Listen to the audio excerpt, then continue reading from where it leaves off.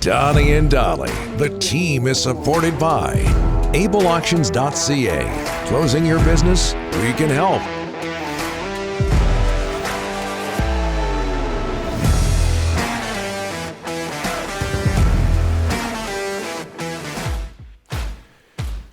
Okay, Friday.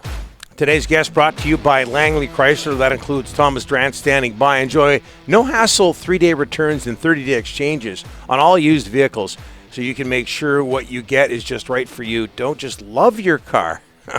Don't just love your car. Love buying it at langleychrysler.com as the image of the Strange Addictions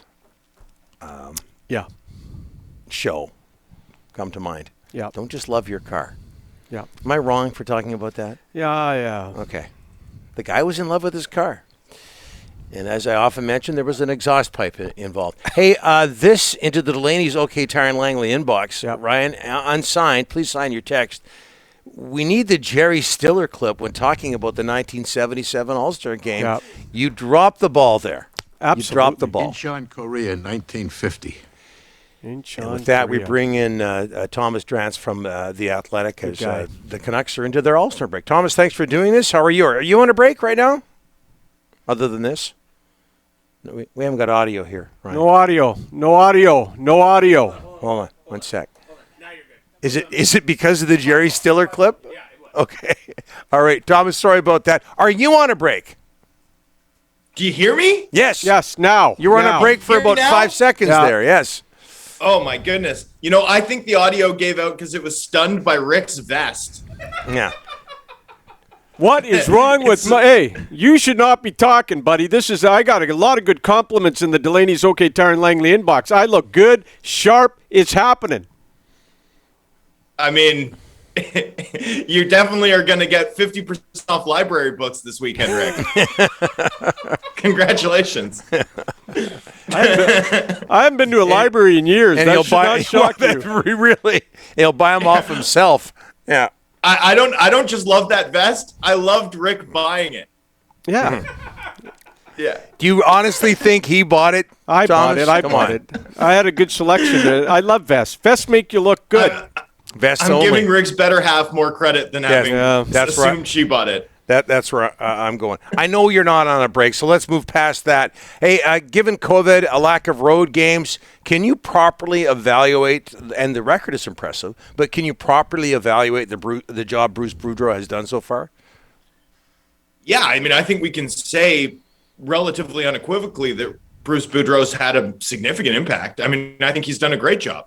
I don't think you need to be around to see the lift in terms of the body language, in terms of the effort level, in terms of the club avoiding those types of no-show games that we saw three times probably in particular in the first 25 games of the season. Like I think about that Buffalo game early in the year. I think about the Pittsburgh game where JT Miller, sort of wouldn't even really defend his own team's effort. Like there were a few games in there that really looked like a group out of sorts. We haven't seen that under Boudreau. I give him a ton of credit for that. I also think it's really important to note how the club's change in 5-on-5 form has been durable, right? I mean, at this point, we're 21 games into the Boudreau era, and the club is doing 3.5% better by expected goals than they were. That's as a proportion of what they're generating versus what they're giving away. At 5-on-5, and the sample's over 1,000 minutes now. It now looks instructive.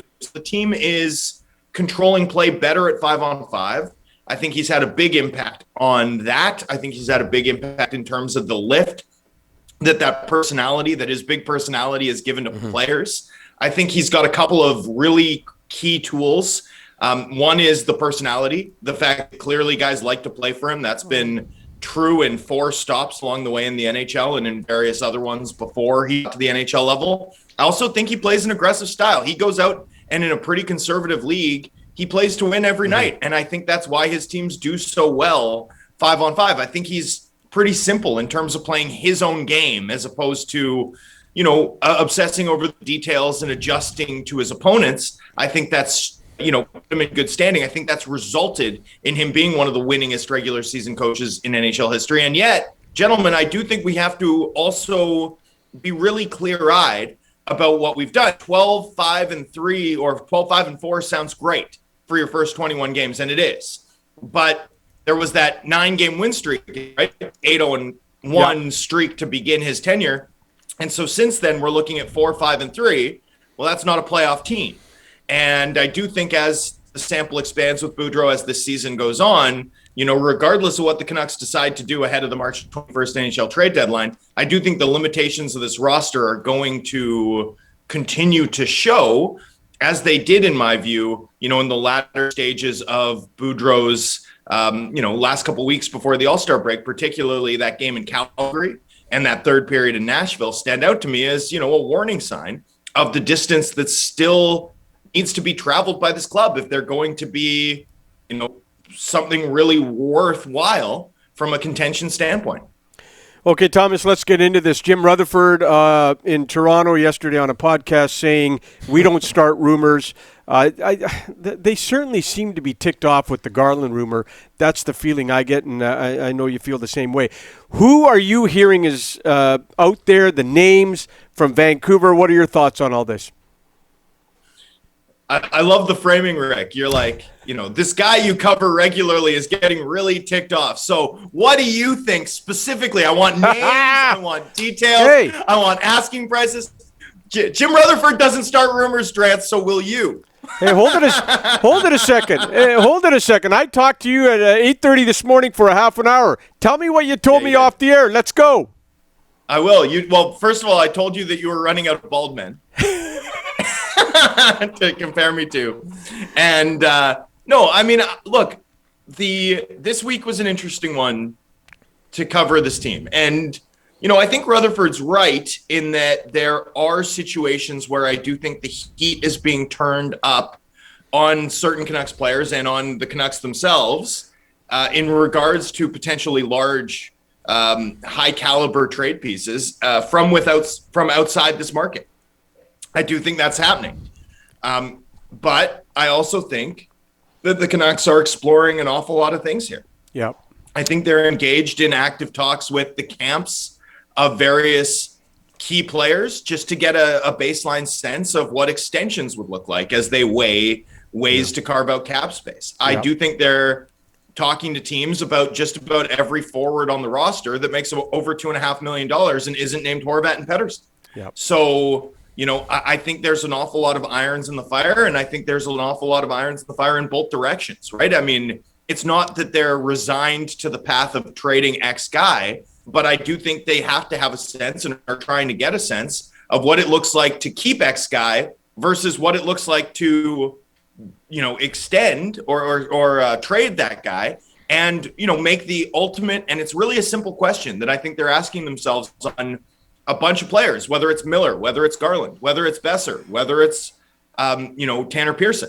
I just wanted to give you a bunch of names there. So I listed some guys. But in every case, the fundamental question that Rutherford and Patrick Alvin and his new look hockey operations department have to ask themselves and are asking themselves is really straightforward. Are we closer to winning a Stanley Cup 2 years down the line with the guys on the lineup at the dollar figure that their next contract will represent, or with the cap space from trading them plus the future assets will net in the trade? And the answer to that question, go down the list, name the people. The answer to that question on all of those different players, different various star level players that the Canucks employ is going to determine what the club does before the March 21st deadline. My expectation is that we're going to see some fireworks. Okay, hold it. Just so Donnie and Ryan, you can please them. Tell us what you're... Don't talk about Halak, please. Tell us what you're hearing on Halak. Go. Don't talk about Halak, please. Well, I'm hearing that he had tea with Nikita Triamkin. And there, are you happy? We spend a lot of time talking about Halak. Just go. Tell me. No, seriously. On a serious note, Thomas, is he getting traded or not?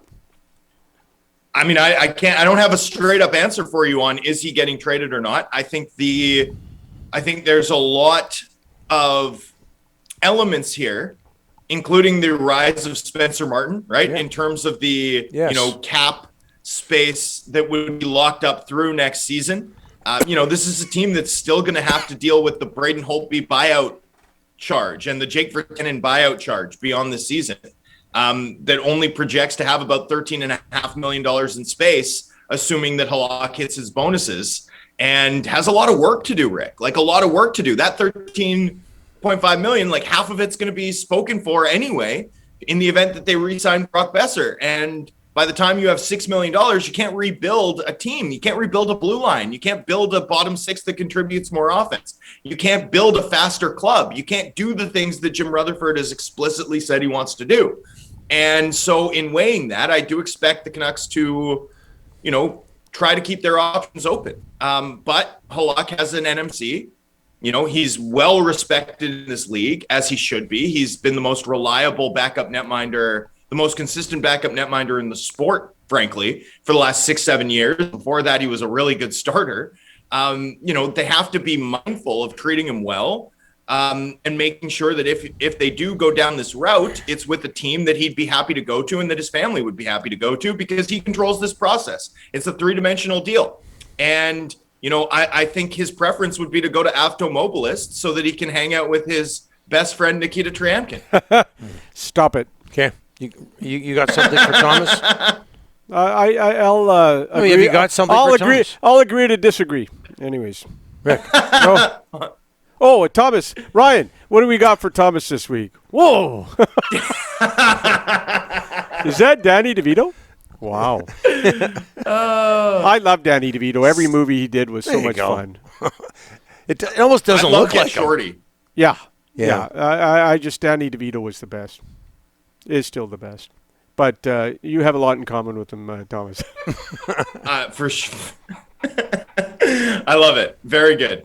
And shout out to my wife who suggested this to you this morning, by the way, Rick. Thank you. And Perfect. she knows what she's talking about, I'll tell you that much. What's this? What's the series he's in right now? It's Always Sunny. Always Sunny? Always Sunny? It's one of those things where So whenever I see clips, I think I should watch this, and I never have. Right? Donnie, you have to do it. Okay. You have to do it. It is like it's one of those shows where you're not just laughing like you're a laugh track, like it's like it rips laughs out of you. Okay. No, it like rips laughs out of you. It's like painful. It's so good. And it's so gross and it's so funny. Yeah, Okay. no, Always Sunny. My highest recommendation. Enjoy it. And Rick is running out of bald dudes, by the way. Legitimately, he had to phone a friend and ask for help. Well, he works with and one. Then my wife, and then my wife responded. She said, I think Danny DeVito's your best option. No, we got a ton of submissions. Yeah, don't say them all. We'll save them for when Thomas makes future appearances. Kurt Angle is coming. Okay, here we go. All right, thanks for this, Thomas. We look forward to Kurt Angle. Are we buttoned up and done? Yeah, we're done. We're done. Yeah. See you, boys. Bye.